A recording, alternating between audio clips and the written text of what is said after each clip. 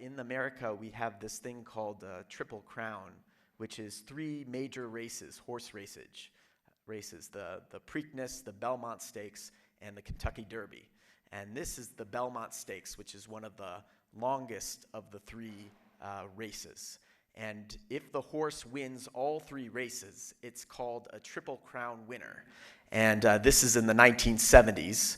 But we recently, last year, I think, had a Triple Crown winner for the first time since, I think, Secretariat, but maybe I'm wrong.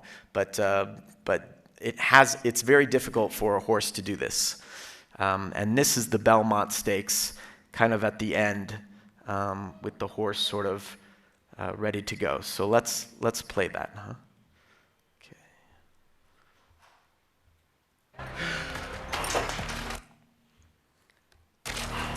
Only 5 horses in the field today, many of the owners conceding that this is in fact a match race between Secretariat and Sham. So this is a race between Secretariat and they think this other horse called Sham, and you'll see his owner as well cheering his horse on. At the post. Chick Anderson with the call. Horses now loaded in.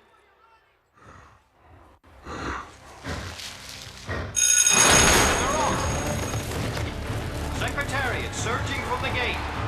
Secretariat away very well, has good position on the rail. Secretariat driving immediately into the lead. Secretariat and Sham off to a surprisingly rapid pace. He's going out too fast! Secretariat, Sham on the outside is also moving along strongly, and now it's Sham. Sham and Secretariat are right together in the first turn. My Gallant has third behind them, then it's Twice a Prince in the trailer. Why is he going to lead? They go by I don't know. Go! Sham pushing Secretariat into an even faster pace as they round the first turn. Drawing away down to the back stretch. Sham pressing Secretariat even faster. Secretariat refusing to yield, driving forward. Yeah, this is unbelievable. No horse can take this pace. Sham pushes forward to challenge for the rail. Come on, Ronnie. Come on. 3/4 of blistering 109 and 4. 109 and 4. Secretariat and Sham locked in a deadly duel.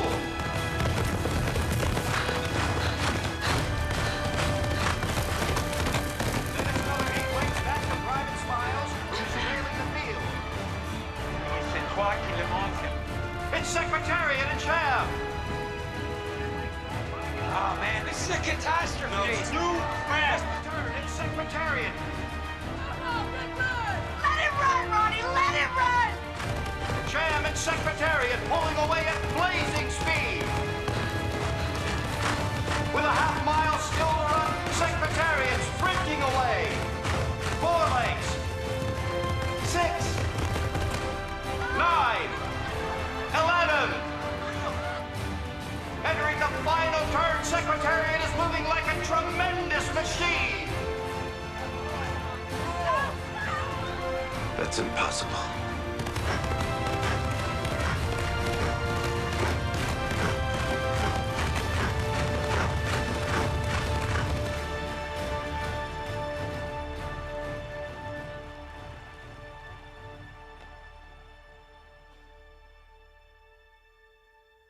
He laughs at fear, afraid of nothing.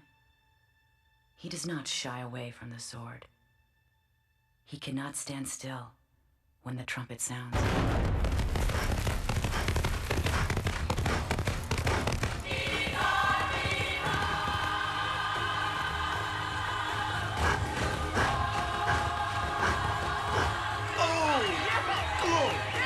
The lead is now 24 lengths.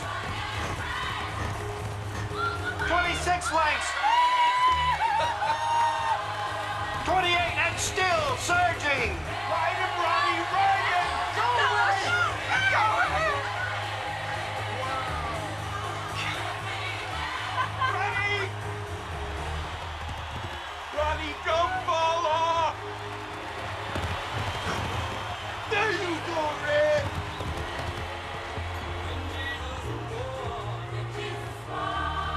Secretariat by 30.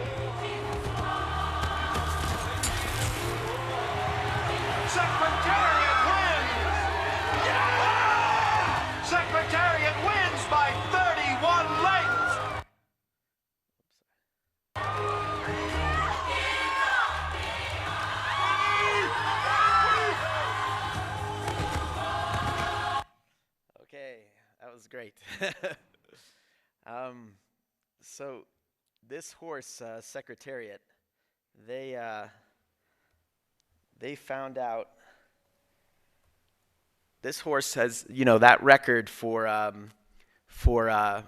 horse length, 31 horse lengths, has not been broken since. And when this horse passed away, they did an autopsy on that horse, and they found out that Secretariat had a 9-kilo heart. This is twice as large as a normal horse's heart. So it was pretty amazing specimen. But my point is not to talk about the horse. My point is to talk about you guys, and that you are more loved in God's eyes than a horse, I believe, even. And God created this amazing horse, but he created, even more amazing people. Man was the pinnacle of his creation on the 6th day, right? And so Jesus, I think, desires you to be sort of his representatives in society, to be the change makers, to be the mountain conquerors, to be the Goliath slayers. And I believe this thing about love, the heart, right, that this horse have, I believe that God wants you to love better than anyone else in the secular world, that he has given you that power to love. So what is love? It says in the Bible, 1 Corinthians 13, that love is patient, love is kind, it does not envy, it does not boast, it is not proud. It does not dishonor others, it's not self-seeking, it's not easily angered, it keeps no record of wrongs. Love does not delight in evil, but rejoices with the truth. It always protects, always trusts, always hopes, always perseveres. Love will never fail. I mean, this is like a diamond. Love is like something we can learn, and we will be learning forever. But it's also quite simple, right? We kind of know what love is, and it's given to us in the Bible pretty clearly. And it also contrasts, Paul also contrasts it. If we have miracles and wonders and things and prophecy and so on, but we have no love, it is worth nothing, right? That's what he said. If I have amazing speeches and you guys are like, wow, Justin has an amazing speech, but I have no love, you come up to me and you see that I have no love, then I really am nothing. If I have a great business, I achieved all the wealth, I'm a great CEO, I'm the president of Costa Rica, but I have no love, I have actually accomplished nothing in God's eyes. There is also, I believe, a gift of love, or a way to ask and to grow in love. So I was praying in Croatia, another developing nation like your own, and I was asking the Lord in this Baptist church, I was saying, God, give me these miracles. I want to heal the sick. I heard about these legs growing, God like growing. I'm like, I want to do that. I want to raise the dead, And then I felt God said, I'm going to give you the gift of love. I'm like, that kind of sucks. Like, I want to see some dramatic things happen here, Love doesn't seem, okay, fine, yeah, all right, that's okay. But, the more, it's been years now, and the more I think about it, the more pursuing love has a very big importance and has a lot of power. The one that led, it's the one that motivated Jesus to do many of his miracles, right? To raise Lazarus, to heal the sick. He asked even the guy who obviously wanted to be healed. He said, "What do you want?" He was very compassionate with people. And the one he led, and the love is what led him to the cross to die for our sins, I believe, right? It's not because we loved him, it's because he loved us. And it's the source of God. It's not only the source of God's power, but it's the essence of who God is. It says that God is love. And then Paul was praying for people, and I want to pray for you. As I'm reading this, I'm going to pray for you guys the same prayer that Paul prayed, that you, being rooted and established in love, and me included, may have power to grasp how wide and long and high and deep is the love of Christ, and to know this love that surpasses knowledge, that you may be filled to the measure of all the fullness of God. How wide and long and high and deep is the love of Christ? That's for you guys. And then, how will the world know who we really are, who Jesus is? Well, Jesus says they're going to know you by your love. And I asked the Lord, in Pentecost, when they spoke in tongues and thousands of people came to Christ, that was like a church growth of 1,000%. I mean, it was amazing church growth, right? In a little bit. And I said, God, what do we need to do now to make that happen, to make thousands of people come to know you? And he spoke to my heart saying, my amazing love. Show them my amazing love, and they will come to know you. And we know that in the modern times, people are becoming less loving. Love will grow cold. People will be selfish and lovers of money and other things. So the more we contrast with them, the more they can see who Jesus really is and that we are his disciples, right? By this mark you will know that you are my disciples and not someone else's, by your love for one another. Do you deeply love your friend, your fellow believer, or not? And let's follow that person of love. Jesus is the ultimate representation of God's love. His love should follow. We need his example. And ultimately, it is his work that matters, not our works. We love because he first loved us. He is the one we need to study and to worship and to love. Economy comes, and now, what does this have to do with economy? This is kind of, okay, all right, I get the love part, but the economy part, I don't understand. Business is about profit. It's about power. Economy is about the nation growth and things. This doesn't have to do with love, but I think the opposite. I think that Jesus does care about the economy. He does care about politics, like Menno pointed out. He does want you not to leave it to the devil, but to leave it to us, who will hopefully bring love into that context. So economy actually comes from the Greek word oikonomia, which means the management of a household, of a family. How you manage your household is the economy, not the big, things. So I think that the economy of God we can talk about as is relevant, for believers in Christ. It's simple yet effective love economy. It's practical but very different than the world. And June will also talk a little bit about those things too. And Jesus is radically different about the economy. So here are some principles I'm going to share. 1, loving at your workplace. If everyone sort of is doing some work, I hope, in some context, maybe not paid, but they're in their work. Giving is important. Interest and debts. So these are some subjects I'll go into. And our response, love in action. Okay, so loving at work. Our workplace is one of the places where we learn how to love. Love for our employees, our bosses, our clients, our colleagues, our families, ourselves. It's where you spend most of the time, right? 5 or 6 days a week. So if you can't show love of Jesus there, where will you do it, right? Every day there are chances for us to show and learn love. Every day we can grow in love or choose to be unloving. And love is a great investment, guys, in eternity, because Paul says that it will not end. Prophecy will end. Healings will end when we're in heaven. But I think the love will go on forever. So everything you do today will be counted in the future if you do it with love. Love is the bond. It bonds people together. It not only makes institutions function, but it brings joy to work. Don't you want to have joy when you go on Monday and you wake up and you have that coffee and you're like, oh, it's a Monday, I got to work. But don't you want to say, no, it's a Monday, I want to work. I want to be in God's kingdom. I want to show God's love. Let's get to that point, right? Do you love your boss? Everybody raise their hand. They love their boss. Yay. Okay, good. So many of you guys. It's hard, I think, to love your boss. Or if you are the boss, sometimes it's hard to love yourself. But it's hard to love your boss. I've had many bosses that are difficult to love. But I believe that Jesus says, yes, you need to love your boss. You need to pray for them. You need to help them.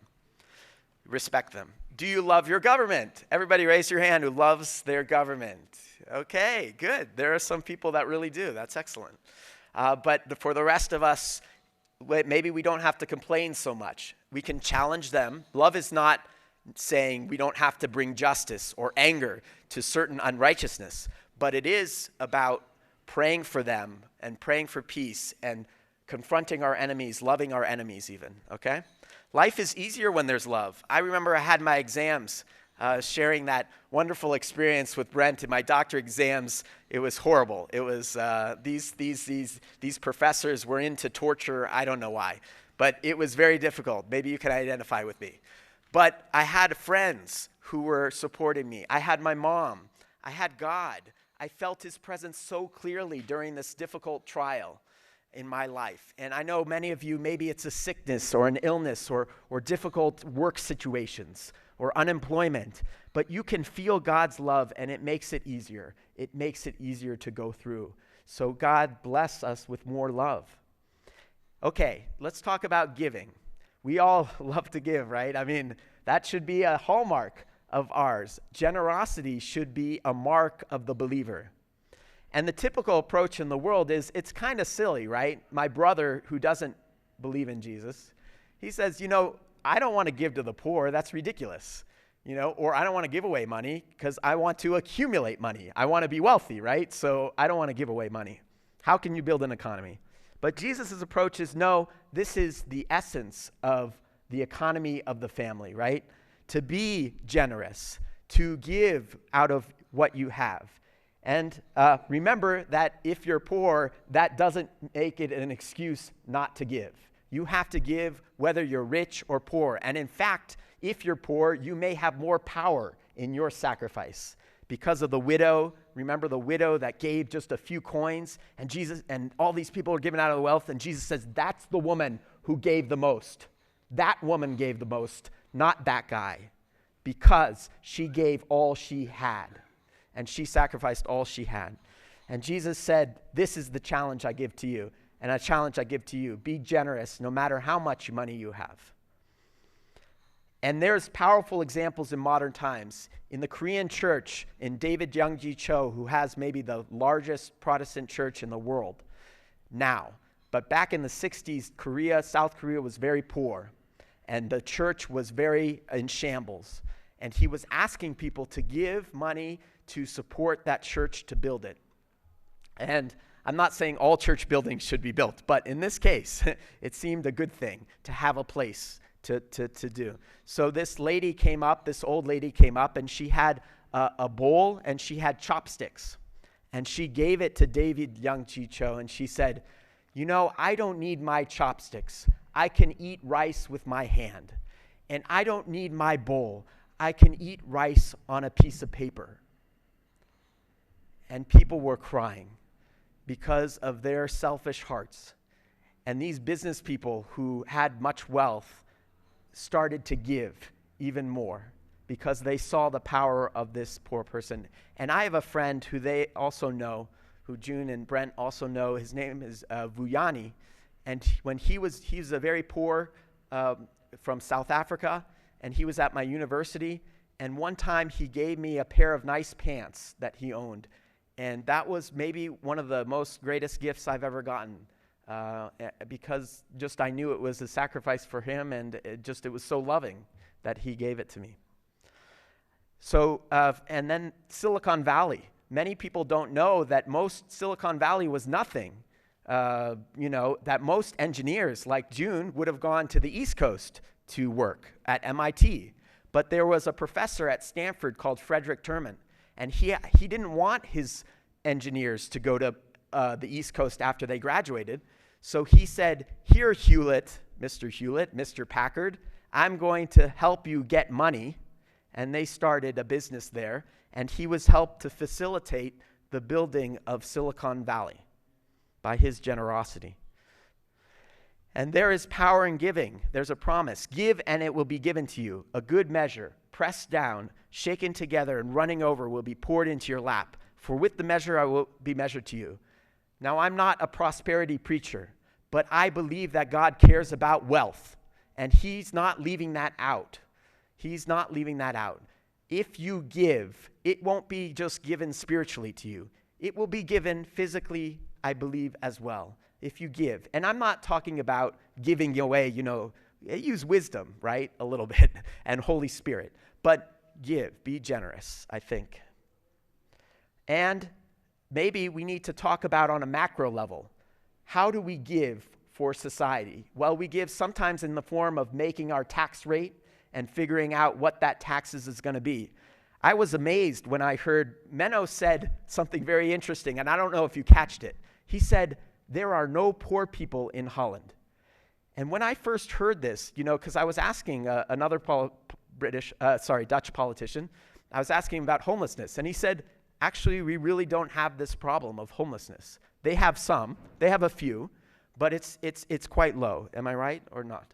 But that's amazing, I think, that they don't have this issue because as a society, they've decided to invest a lot in their education, social welfare, and so on.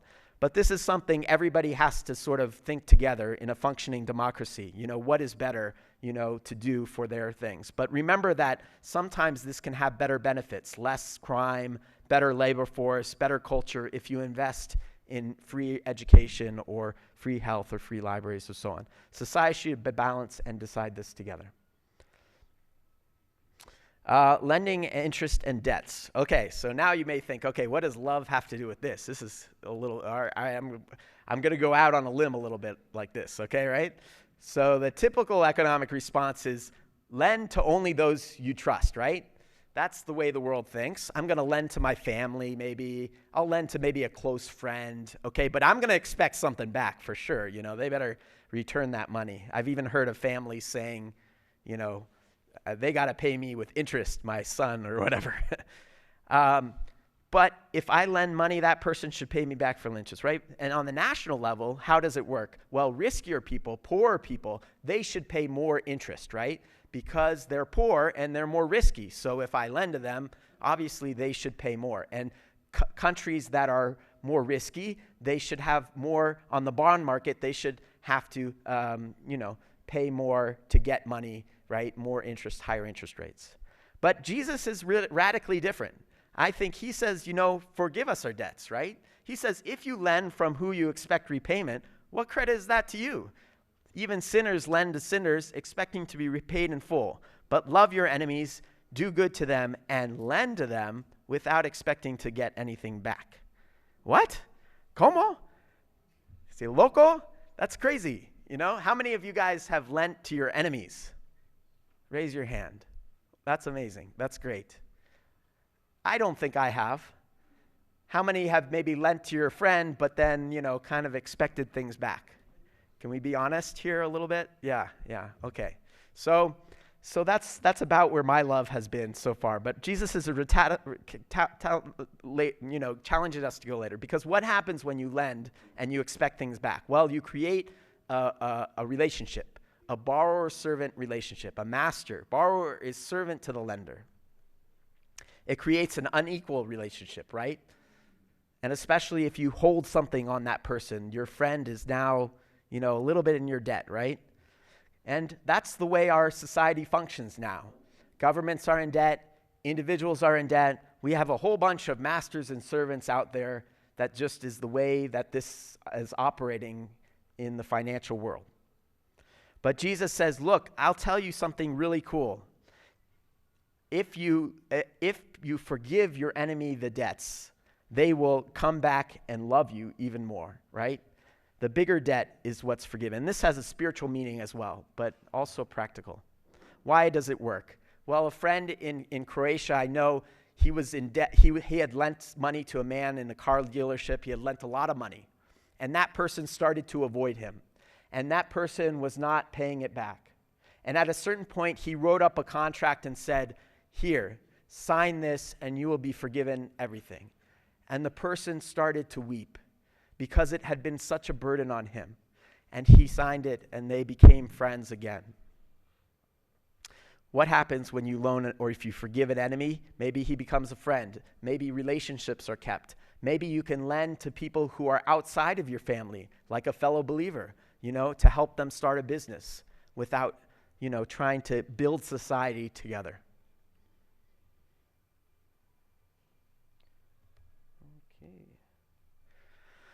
In the Bible, it said no interest to fellow Israelites when Israel.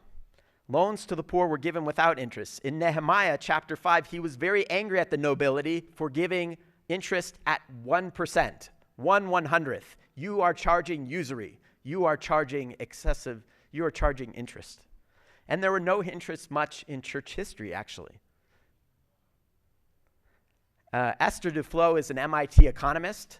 She said that microcredit, that lending small amounts of money to the poor, charging them 20% or more, is actually not working. It doesn't have a net positive or a net negative effect. Microlending can actually have very negative effects, though. It's been documented that sometimes from 50% to 100%. In the U.S., we have paycheck loans. Here in Costa Rica, I'm sure you're familiar with some money lenders and so on that charge very high interest to the poor. And poor countries end up sometimes in a poverty trap, and they can't pay their debts but in foreign currency, right? You have to buy dollars to pay your debts sometimes. So it's even worse for you guys than for the U.S. And maybe the fractional reserve system is also a little bit problematic on a financial level. For example, there's no sort of single measure anymore. There's U.S. dollars. Everything's floating. And the central bank, but not only the central bank, but private banks create new money through the extension of this fractional reserve system. So this whole loaning system is a little crazy because, for example, let's say that Menno goes to his bank and we all live in the same bank area. And they're the only three people, Menno, Antonia, and Dennis. And so Menno deposits $100,000 into the banking system. And then the banking system then lends Antonia $90,000 to buy her apartment. That then money goes back into the banking system where 10% is kept and lent out 81% to Dennis, who buys himself a nice truck because he needs a truck. So, and then that money goes back into the banking. So automatically in just this situation, we have in reserves, we have 10,000 plus 9,000 or 19,000. And we have total loans of 81,000 plus 90,000 or 171,000. So if Menno went to the bank and he wanted his $100,000 back, he would not be able to get it if that's the only thing in the system, because he would have to take it from Antonia, who then has to take it from the apartment manager, who takes it from Dennis, and so on to contract it. So in fact, there's lots of new money created through the banking system. Initial deposit of 100,000 with a 10% reserve requirement, for instance, creates $1 million. So for every $100,000, $1 million is created. Well, that's not a problem when the money goes out, right? I mean, that's pretty nice, lots of money. The problem is when the money comes back out of the banking system, it has to then go back. And what does that create? Inflation, instability, banking crisis. You have the U.S. in 1929, the Great Depression, the savings and loan crisis. Every 50 years, if you had sacrificed your ancestral lands, you were supposed to get that back in Israel. You got your land back. So what's the modern translation? Well, I like this personal bankruptcy. You can declare bankruptcy if you really are suffering.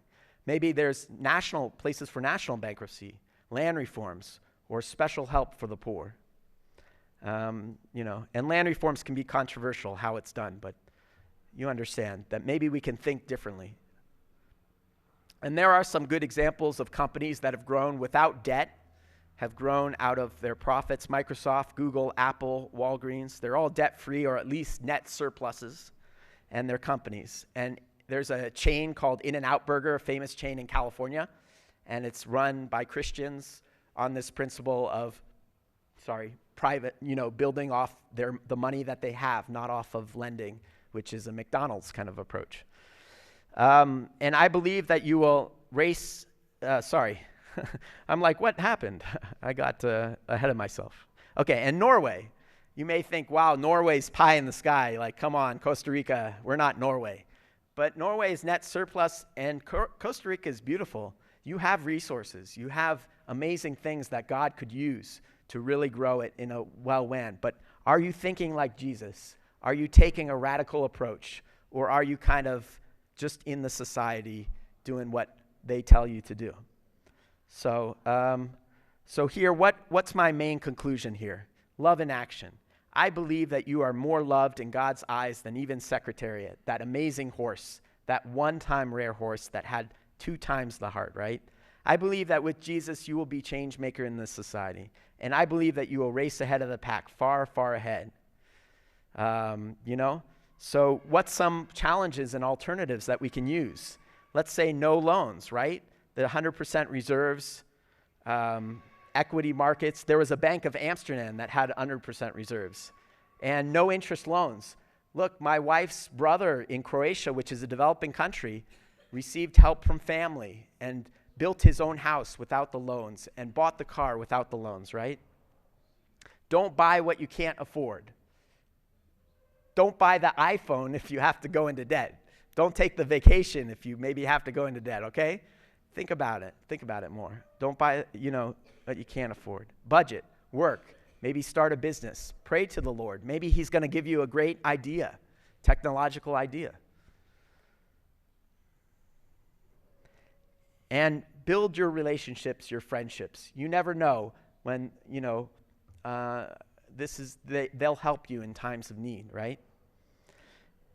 And what's the secret to love in action? Have a 9-kilo heart. How do we get it? Ask for the gift of love. It's the greatest gift. We should eagerly desire to love. Explore the depths of God's love for you and others. In the Bible, in private times with God, in fellowship with others. Ask the Lord for more love, compassion for others. And pursue love in your business or workplace. Don't get offended by your colleagues, by bad bosses, bad government. Love them anyway. Pray for them. Forgive them. Don't worry about failure. That's one of my biggest fears is failure. Love yourself. Warren Buffett said he would never hire someone who didn't fail majorly 2 times at least. Go take a step out in faith. Mother Teresa said it's not our responsibility to be successful. It's our responsibility to be faithful. Practice the love economy, generosity, forgiveness of debt, growing your household, your economy without debt. Okay. Gracias. Thank you.